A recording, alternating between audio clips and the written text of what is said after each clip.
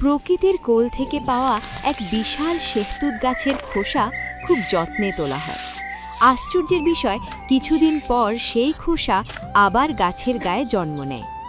তাজা সবুজ খোসাগুলো কাটা হয় ছোট টুকরো করে।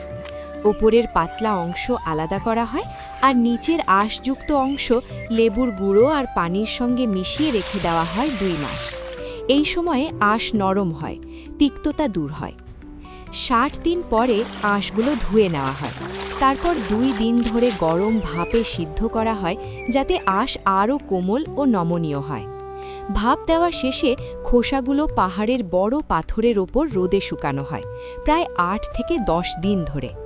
পুরোপুরি শুকিয়ে গেলে ঠান্ডা জলে ভিজিয়ে কাপড় ধোয়ার কাঠ দিয়ে পেটানো হয়, যাতে আঁশগুলো আবার আলগা হয়ে যায়।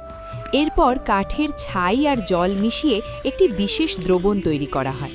সেই দ্রবণে রাখা হয় খোসাগুলো 24 ঘন্টা ভাপে। এতে কাগজের রং ফর্সা হয় আর কালি ভালোভাবে ধরে। সবশেষে ঐতিহ্যবাহী পাহাড়ি যন্ত্র ডেঙে খোসাগুলো পিষে নেওয়া হয়।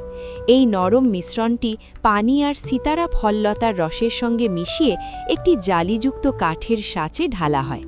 একটা একটা স্তর তুলে আলাদা করা হয়। ভারী পাথর দিয়ে চাপা হয়, অতিরিক্ত জল বেরিয়ে যায়। তারপর শুকানো হয় রোদে। এইভাবেই তৈরি হয় প্রাকৃতিক হাতে বানানো অমূল্য কাগজ, যার প্রতিটি পাতায় মিশে আছে প্রকৃতির ছোঁয়া আর আমাদের পরিশ্রমের ভালোবাসা। আপনি যদি এই ভিডিওটিকে একটি লাইক দেন, তবে আমরা এই কাগজ 100টি গ্রামের দরিদ্র শিশুদের মধ্যে বিলিয়ে দেব, যেন তারা নতুন করে পড়ার সুযোগ পায়। আপনার এক লাইকেই তাদের জীবনে আলো জ্বলে উঠুক।